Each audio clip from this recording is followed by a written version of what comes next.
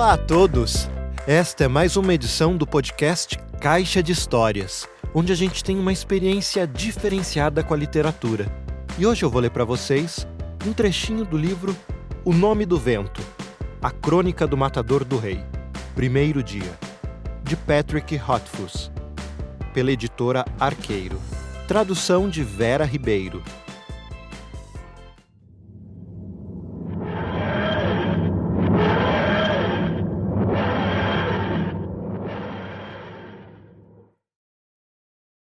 Capítulo 18. Estradas para locais seguros.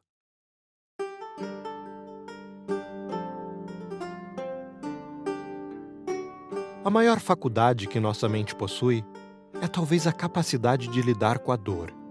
O pensamento clássico nos ensina sobre as 4 portas da mente, e cada um cruza de acordo com sua necessidade. Primeiro, existe a porta do sono. O sono nos oferece uma retirada do mundo e de todo o sofrimento que há nele. Marca a passagem do tempo, dando-nos um distanciamento das coisas que nos magoaram. Quando uma pessoa é ferida, é comum ficar inconsciente. Do mesmo modo, quem ouve uma notícia dramática, comumente tem uma vertigem ou desfalece. É a maneira de a mente se proteger da dor, cruzando a primeira porta. Segundo, existe a porta do esquecimento. Algumas feridas são profundas demais para cicatrizar, ou profundas demais para cicatrizar depressa.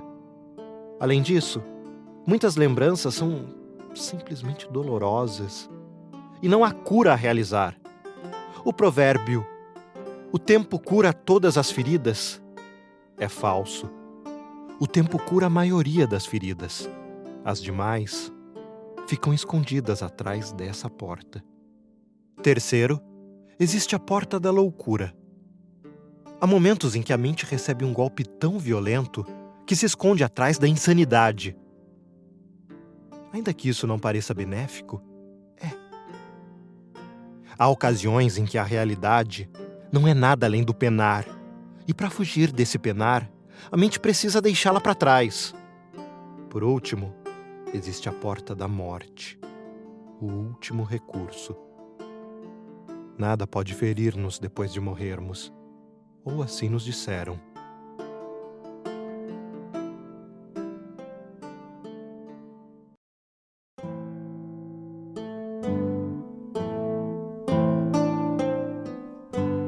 Depois que minha família foi assassinada, embrenhei-me a esmo na floresta e dormi. Meu corpo exigia, e minha mente usou a primeira porta para embotar a dor. A ferida foi coberta até que a hora certa para tratá-la pudesse chegar. Num movimento de autodefesa, boa parte do meu cérebro simplesmente parou de funcionar. Foi dormir, se você quiser. Enquanto ele dormia, muitas experiências dolorosas do dia anterior foram empurradas pela segunda porta.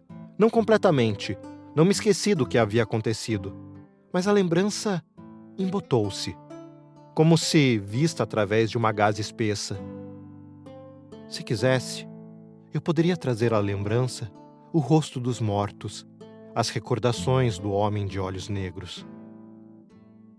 Mas eu não queria me lembrar. Afastei esses pensamentos e os deixei acumular poeira num canto raramente usado da minha cabeça. Sonhei não com sangue, olhos vidrados e cheiro de cabelo queimado, mas com coisas mais suaves, e aos poucos, a ferida foi ficando dormente.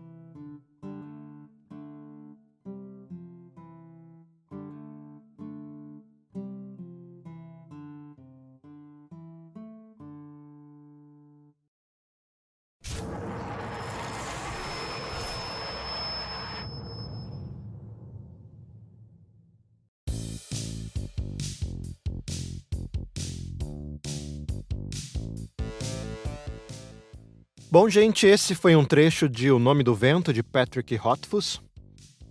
Esse livro é fantástico.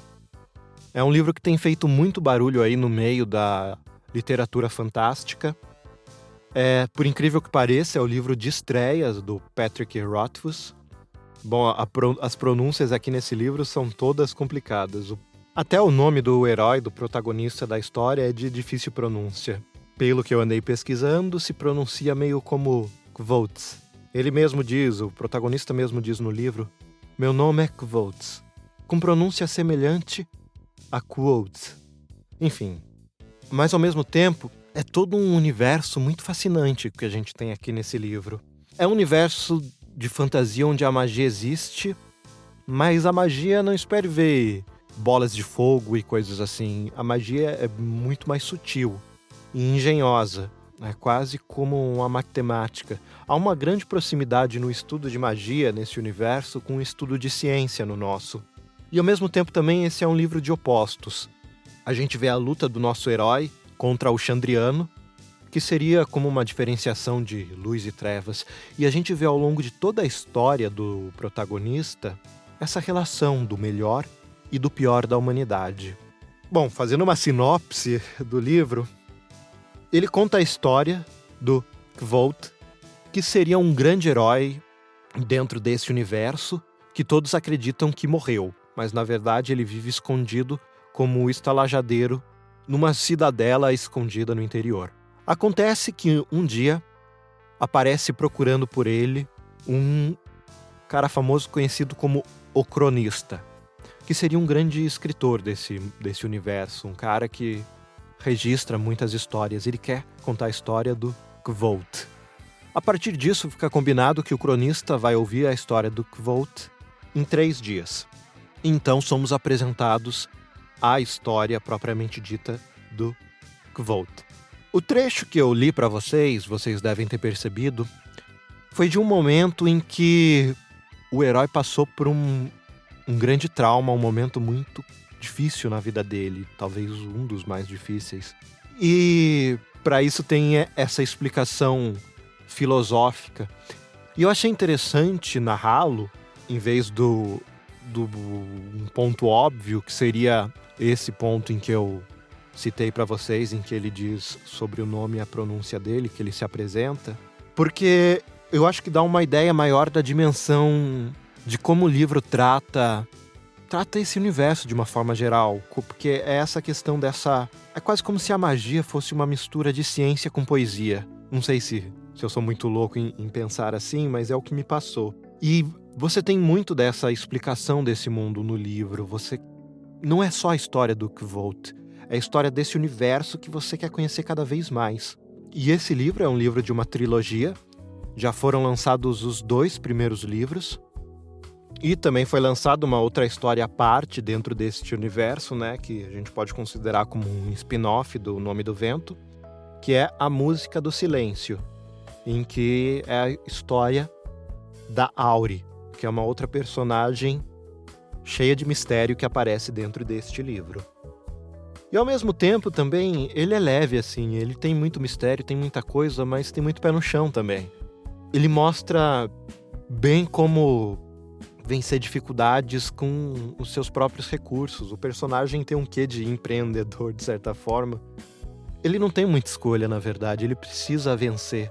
A vida dele põe desafios que ele não tem muito o que ficar, ele precisa se virar. E ao mesmo tempo ele tem muito talento, mas ele tem tanto talento para fantasiar suas histórias, ele tem tanto talento de lábia quanto de ações. Então é bem interessante a gente ver a criação de um mito, que é o que se trata esse livro. Bom, é isso. Se vocês gostarem, deixem seus comentários pra gente. Mande um e-mail para caixadehistoriaspodcast@gmail.com. Agora eu criei uma página no Facebook também, então se vocês quiserem seguir, eu sempre vou postar os episódios lá, a gente pode conversar por lá. E também assinem nosso feed, né? Dentro da nossa página, vejam a nossa página no SoundCloud. Lá dentro das descrições você pode achar o endereço do feed. Como na semana passada também, o link para a compra do livro vai estar na descrição. E é isso, até a próxima.